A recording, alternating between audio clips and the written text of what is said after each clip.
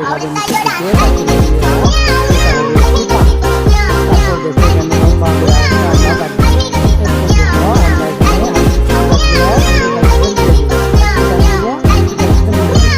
এরপর দেখো আমরা খুব সহজে কিন্তু আমরা করলাম। এরপর একটি দরজা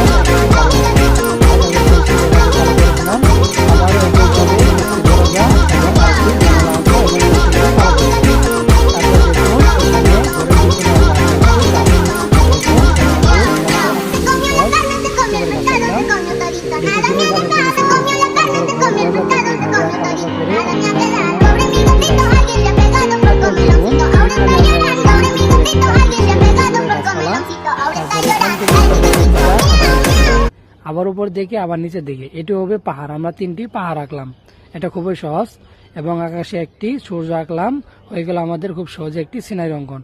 এরপর দেখুন এই ঢাল জায়গাটায় আমরা এভাবে পেন্সিল দিয়ে একটু কালার করে দিব, তাহলে কিন্তু পাহাড়টা স্পষ্টভাবে ফুটে উঠবে।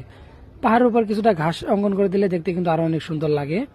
তারপর দেখুন পাহাড়ের এই সাইডটাতে আমরা এইভাবে পেন্সিলে হালকা করে একটু স্কেচ করে দেব, যাতে পাহাড়টি দেখতে অনেক সুন্দর লাগে এবং ফুটে ওঠে। দেখুন এইভাবে স্কেচ করে দিচ্ছি। আশা করছি ভিডিওটি দেখে আপনি খুব সহজেই ড্রয়িংটি শিখতে পেরেছেন। কৌশলে আঁকুন, নিজে আঁকুন এবং অন্যকে ড্রয়িং শেখান। ভিডিওটি ভালো লাগলে অবশ্যই কিন্তু লাইক করতে ভুলবেন না।